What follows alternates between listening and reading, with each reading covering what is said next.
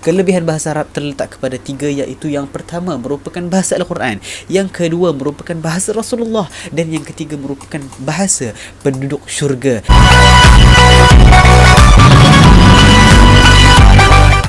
Bismillah, Assalamualaikum, ma'i Faiz Is. Wa fi hadzal yaum, hari ini aku akan menceritakan tentang kelebihan bahasa Arab. Bagaimana kita umat Islam sedangkan kita tidak mengetahui apakah itu bahasa Arab, sedangkan bahasa Arab merupakan bahasa yang paling agung dalam dunia, bahasa yang paling mulia.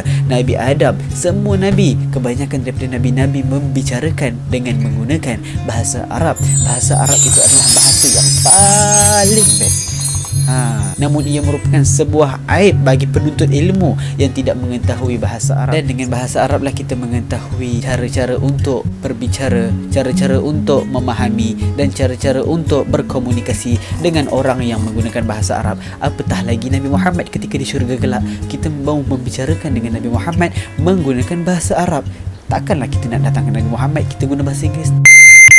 Tak, kita guna bahasa Arab sebab itu merupakan bahasa Nabi, merupakan bahasa penduduk syurga, merupakan bahasa Al-Quran. Dan Rasulullah sallallahu alaihi wasallam bersabda, "Man aradallahu bihi khairan yufaqihu fid din." Barang siapa yang dikehendaki oleh Allah Subhanahu wa taala kebaikan, niscaya Allah Subhanahu wa taala akan memperdalamkan dia dalam ilmu agama. Namun untuk membicarakan tentang bahasa Arab, ada beberapa faktor untuk mempermudahkan lisan kita menggunakan bahasa Arab. Apakah faktor tersebut? Korang tunggu jap, korang relax dulu, korang layan dulu video ni. Aku nak pergi solat Jumaat, balik daripada solat Jumaat aku cerita. Stay tune. Dan sekarang ni kita dah ada dekat masjid. Aku cari kopiah tadi tapi tak jumpa. Aku tak tahu aku letak mana ke, ada orang buat apa ke kan. Tapi sekarang kita kat masjid. Terus sekarang ni kita dekat masjid, masjid kat Kelantan. Nampak tu ramai orang yang tengah terus nama kat situ. Nampak tak?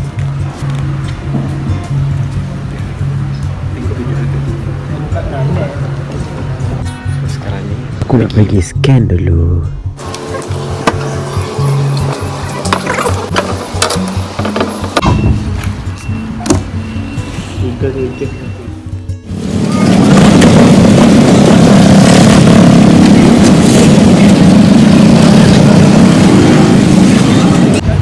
Meriah kan? So sekarang kita telah melaksanakan solat Jumaat. Kita akan sambung sesi pembelajaran bahasa Arab sebentar lagi. Welcome back guys. So terima kasih sebab tunggu aku punya video. So korang, aku minta tolong korang subscribe, and then kalau boleh tekanlah butang loceng dekat bawah, dan jangan lupa like sekali, okay? So kita dah sampai rumah. Sekarang tinggal kita untuk sambungkan video YouTube kita, konten kita, dan insya-Allah akan bermanfaat buat semua. Jangan lupa subscribe, like Lepas tu kalau boleh lah tekanlah sekali butang loceng kat bawah ni. Okay guys, kita berjumpa sekali lagi dekat dalam konten kita.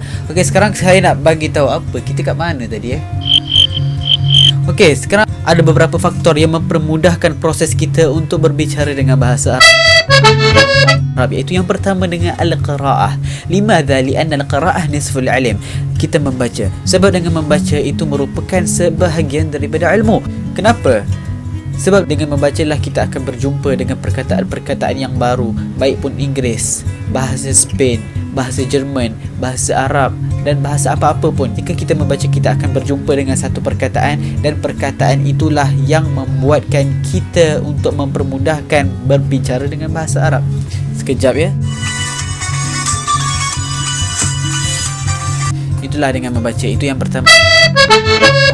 Dan yang kedua adalah al-kitabah, kita menulis. Perkataan yang baru apa sahaja yang telah kita jumpa ketika kita membaca, kita tulis. Kita buat insya, kita buat karangan. Apa yang kita telah tahu, kita tulis. Tulis. Sebab apa? Sebab menulis itu bagaikan sebuah ikatan yang mengikat kepada buruannya. Al-ilmu sayyidun wal kitabatu qayyiduh. Qayyid suyudaka bil jibalil wathiqah. Ilmu itu bagaikan buruan. Binatang buruan macam mana? Kita nak pegang dia kuat-kuat. Macam mana? Kita kena ikat dia. Wal kitabatu qayyiduh. Ilmu bagaikan buruan, sedangkan menulis itu adalah cara kita mengikat buruan tersebut. Disebabkan itulah ulama menasihati kepada kita, qayyid suyudaka bil jibalil wathiqah. Kalau seandainya ada satu binatang buruan, maka hendaklah kita mengikatnya dengan satu ikatan yang kuat. Kalau kita dah ikat dengan ikatan yang kuat, niscaya susahlah binatang tu nak lepas. Macam tu juga ilmu. Kalau kita dah tulis, susahlah kita nak lupa benda tersebut. Sebab itulah kita dianjurkan untuk menulis apa-apa yang telah kita dengar, apa-apa yang telah kita pelajari. Bahasa Arab ni sebenarnya senang. Belajar suatu bahasa, bukan bahasa Arab saja, bahasa Inggeris, bahasa Spain, Jerman, semuanya senang. Tapi kalau kita menyusahkan diri kita, susahlah kita nak mengenal bahasa tersebut. Lepas tu yang ketiga adalah al-musyahadah, iaitu kita menonton ataupun kita tengok cara orang Arab berbicara tu macam mana, cara orang Arab cakap tu macam mana. Kita tengok dia punya lahjah, kita tengok dia punya logat dia orang macam mana, kita tengok logat dia orang macam mana. Sebab kalau kita tengok dia orang punya logat, kita tengok dekat kartun, kita tengok cara dia orang bercakap macam mana, dekat situlah mudahlah kita untuk berbicara dengan satu bahasa. Dan yang terakhir sekali adalah mendengar. Kita setelah kita melihat dengan gaya mereka bercakap, kita dengar dengan baik macam mana dia orang punya lahjah, macam mana dia orang punya accent, macam mana dia orang punya logat, dia orang cakap dengan bahasa Arab tu macam mana. Kalau kita dah tahu macam mana dia cakap dengan bahasa Arab, senanglah kita untuk berbicara dengan bahasa Arab menggunakan lahjah mereka. Sebab itulah pendengaran penting dalam setiap aspek. Kalau kita tidak mendengar, susahlah kita untuk belajar. Kalau kita tidak mendengar, susahlah kita untuk menangkap. Sebabkan itulah pendengaran, ucapan, mata, hati, semuanya penting untuk memainkan peranan mereka tersendiri. Dan setelah semua ini kita telah kuasai, iaitu daripada al-qiraah, membaca, kemudian menulis, kemudian melihat, kemudian mendengar, telah semua ini terkumpul dalam satu kandungan.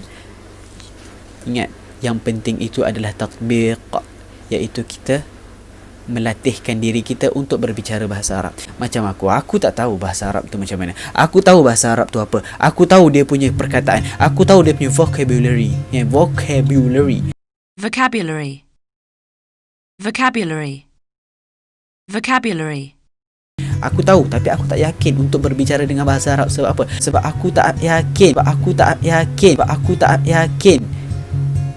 Aku tak yakin untuk cakap dengan bahasa Arab. Aku kurang melatih diri untuk berbicara dengan bahasa Arab. So, one day ada seorang budak datang dekat aku. Waktu tu aku ada kitchen dekat bag aku tu, kitchen Amerika. Lepas tu dia datang dekat aku, dia cakap, "Ya Sayyid, ish hadha?" Ish hadha tu maksud dia, "Ma hadha?" Lepas tu aku cakap lah, "Hadha kitchen ya akhi, hadha kitchen." Aku tak tahu kitchen dalam bahasa Arab tu apa. So aku pun cakap lah kitchen. So dia faham lah sebab bahasa Inggeris kan. "Hadha kitchen ya akhi." "Wah, min aina hadha?" Dia cakap, "Hadha min Malaysia." "Aywa, Malaysia." Aku cakap lah, daripada Malaysia. "Hal yumkinuka an tu'tiya li?" Dia cakap macam tu. "Hal yumkinuka an tu'tiya li?" Boleh tak kau bagi aku? Dia cakap, "Wallah hadha la, hadha limited edition." Aku cakap macam limited edition sebab aku tak tahu bahasa Arab dia apa. Tapi aku try gigihkan diri aku untuk berbicara dengan bahasa Arab. Sebab apa? Sebab aku tahu mereka faham dan mereka boleh membetulkan aku dengan apa yang telah aku salah. Lepas tu dia cakap, "Wallah la." Lepas tu dia tarik aku, dia beramah mesra dengan aku. Sebab apa? Sebab aku berani bercakap dengan bahasa Arab. Walaupun salah. Limited edition, aku tak tahu. Contoh, aku bagi contoh. Kalau korang tak tahu bahasa Arab, korang try guna bahasa Inggeris untuk bagi dia faham. Aku bagi contoh. Aku tak tahu muka dalam bahasa Arab tu apa. So aku cakap dekat orang tu, "Aku nak tengok muka kau. Beriz an ashuf your face." Aku cakap macam tu. Aku cakap menggunakan bahasa Arab campur dengan bahasa Inggeris. Mempelajari satu bahasa ni mudah. Jadi janganlah pernah berputus asa, sebab berputus asa akan menunjukkan bahawasanya kita itu lemah. Man lam yajtahid fil bidayah lam yasil ila nihayah. Barang siapa yang tidak bersungguh-sungguh pada permulaan dia hidup, maka dia tidak akan sampai ke penghujungnya. Dia nak tu, tapi dia tak berusaha untuk mendapatkan apa yang dia nak, dia tidak akan mendapatkan apa yang dia nak. Menjadda wajadah. So, korang bersabarlah dalam mempelajari suatu bahasa. Memang pahit, mula-mula memang pahit, tapi akhir dia akan menjadi manis.